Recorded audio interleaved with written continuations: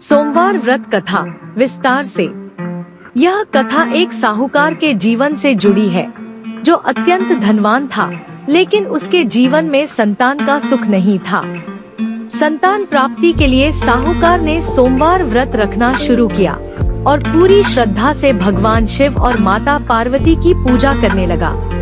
भगवान शिव और पार्वती का आशीर्वाद। साहूकार की भक्ति से माता पार्वती प्रसन्न हुई और भगवान शिव से उसकी इच्छा पूरी करने का अनुरोध किया।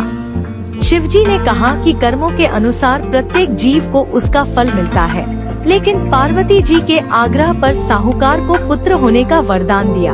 हालांकि शिवजी ने चेतावनी दी कि उस पुत्र की आयु केवल 12 वर्ष होगी। पुत्र जन्म और चिंताएं। कुछ समय बाद साहूकार के घर पुत्र का जन्म हुआ। साहूकार ने अपनी भक्ति जारी रखी, लेकिन उसे पता था कि उसके पुत्र की आयु सीमित है। जब पुत्र 11 वर्ष का हुआ तो साहूकार ने उसे विद्या अध्ययन के लिए काशी भेजने का निर्णय लिया। काशी की यात्रा और संकट। साहूकार ने अपने पुत्र के मामा को धन और आवश्यक वस्त्र देकर काशी तक साथ जाने को कहा। मार्ग में वे जहाँ भी रुकते, यज्ञ करते और ब्राह्मणों को दान देते। एक दिन वे एक ऐसे नगर पहुँचे जहाँ राजा की बेटी का विवाह था। मृत्यु और पुनर्जीवन। शादी के शुभ मुहूर्त में समस्या आ गई थी। ज्योतिषियों ने बताया कि जब तक कोई ब्राह्मण बालक इस समय दूल्हे का प्रतीक बनकर नहीं बैठेगा, विवाह पूरा नहीं होगा।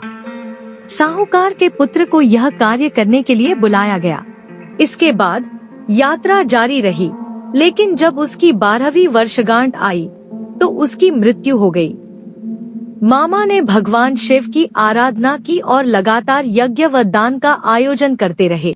भगवान शिव ने उनकी भक्ति से प्रसन्न होकर बालक को पुनर्जीवन का वरदान दिया। कथा का महत्व। इस कथा से यह संदेश मिलता है कि सोमवार व्रत करने और भगवान शिव की सच्चे मन से आराधना करने से असंभव भी संभव हो सकता है। यह व्रत विशेष रूप से संतान सुख, इच्छाओं की पूर्ति और जीवन की कठिनाइयों को समाप्त करने के लिए किया जाता है। इस कथा को सुनना या सुनाना व्रत का हिस्सा होता है। कथा को पूरा करने के बाद प्रसाद वितरण और शिवजी की आरती की जाती है।